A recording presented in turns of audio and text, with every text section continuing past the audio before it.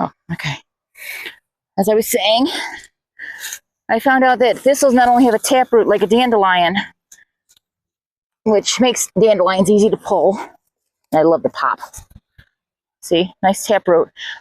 Thistle have the same type of taproot, but I also found out watching another video, a YouTuber, and then double checking the research, that they also spread from side to side.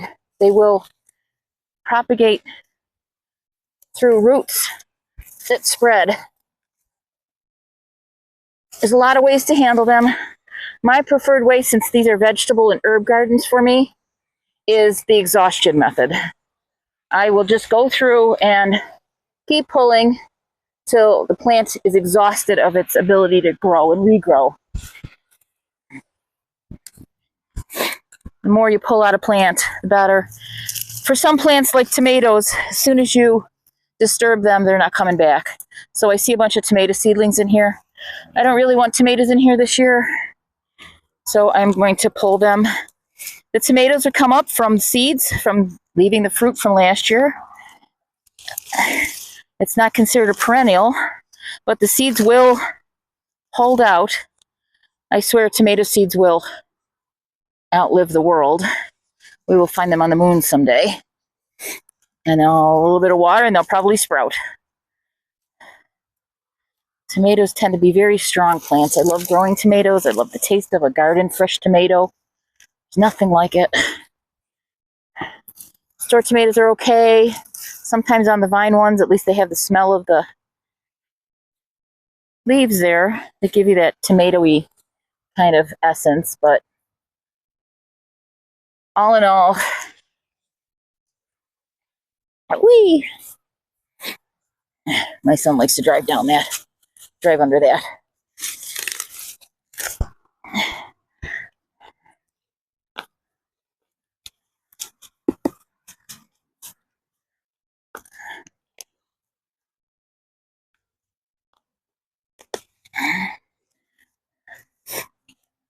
This garden videos are pretty much because last year I could not garden. I came out here for small sections of a time. I couldn't keep up with it. All new gardeners out there, please, please, please don't start out big. I didn't. I've started out small. I've had lots of small gardens. This is my first big monster garden, but I had gotten sick and couldn't keep up last year and part of the year before that. But now that I am back to being healthy,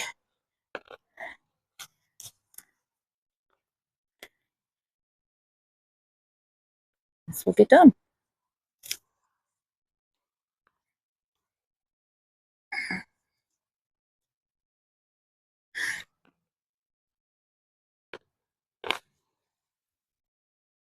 What I'm doing is, you can't see this, but I'm seeing these really long roots. So I'm trying to get them out of here.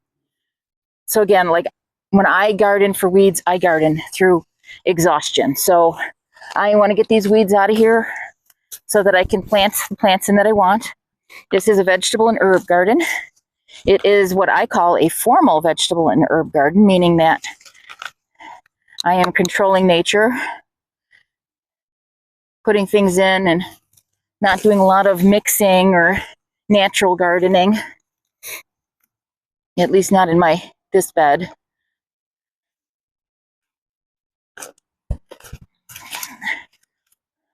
Some of my beds are so natural that, yeah, I think they need help.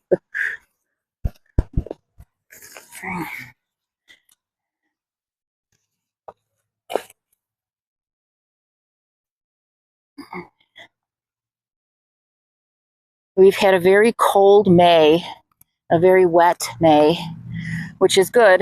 It's given me lots of time to catch up with the garden. And one of the things that gets done is June is when I usually plant my warm crops after Memorial Day. We just had Memorial Day in the US.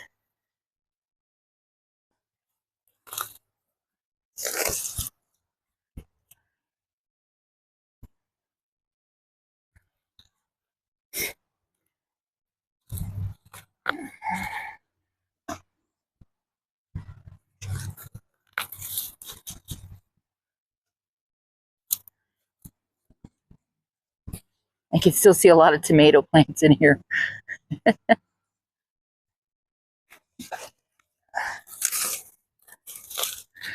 There are snails in here. I just take them and put them out.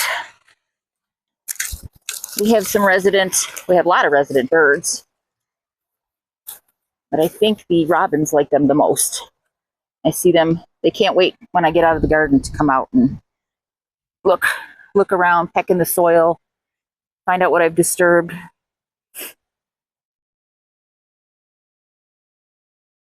Gardening is all about learning.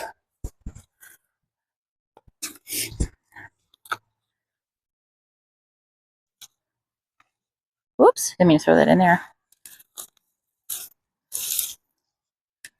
I don't like it when I find holes in the garden because I wonder what made that hole. Most of the time it's just squirrels burying nuts.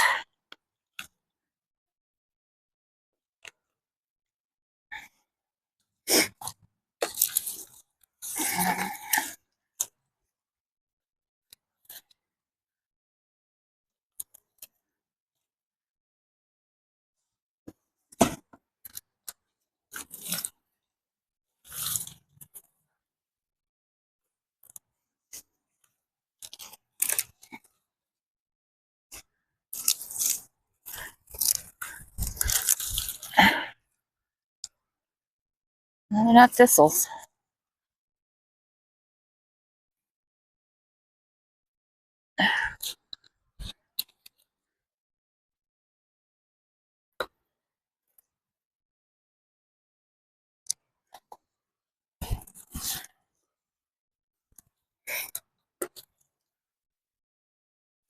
This is the most comfortable way for me to garden so far.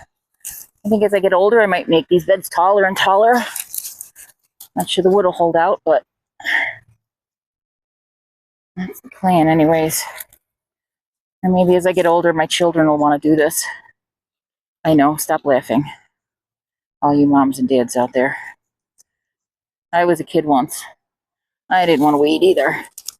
I just wanted to plant and eat.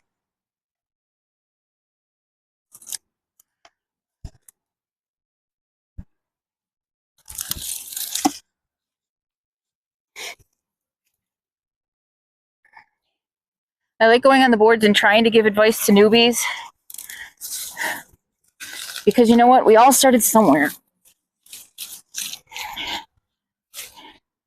And the one thing that I think that a lot of people get hung up on is they expect perfection. They're looking for store shelf vegetables and store produce and store herbs. They're looking for that style, and that's not what a garden is. A garden is imperfection. It's a tomato that isn't perfect. It's got what they call a cat's eye, where it's a bunch of flowers fused, and now the tomato itself is fused, and it's got a really funky bottom. It's about at the bottom of your tomatoes plants not looking right. Like the leaves are old. They're tired. They supported the plant. They're not getting enough airflow, and they just don't look perfect. Don't look for perfection in your garden. Even weeds. I'm going to find tomato seeds in here coming up, even after I plant this out with what I want to plant it out with. It's not about perfection. It's about coming out here and enjoying the process and enjoying the fact that you're growing something. You don't even have to grow to eat it, even though that might be my objection. Maybe you just like red flowers. Maybe you like yellow flowers. And you don't want to buy them to put them in a vase unnaturally in the house. You want to have them in your yard. So you can come out and just a cup of tea and say, wow, I grew that myself. I made that happen. I started the seed, or even if I bought the plant at the nursery, or, my kid gave me the flower and I decided to just plant it in the ground. It's never about perfection. I'm just facilitating my vegetables life. Okay, this bed I'm not going to get into every little tiny weed that's in here because I have to come through when I plant and do the weeds, remove any weeds again.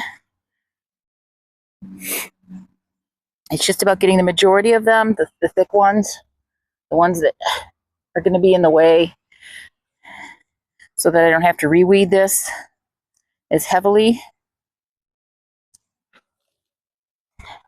But that is bed number 2.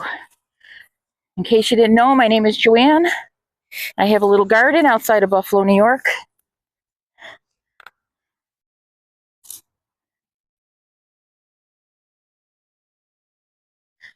I have 67 raised beds, ranging in size from 3x4, which is my most common size, to some 4x4s, a bunch of 4x8s, and some 4x16s. And that's not the size of the bed, that's the size of the lumber that I use. So there's overlap to get to achieve those dimensions. I think that's about a meter. A 4 foot is about a meter, 1.2 meters. From there you can figure out what the rest of them are. I think 3 feet is close to a meter. I don't know, they told us we were going to switch to metric, but it never happened. And then I guess, and even in some countries where they switch to metric, they still keep English measurements. Who knows? Maybe the next 1,000 years. Okay, but that's bed number 2, and that's my ranting. Okay. Take care.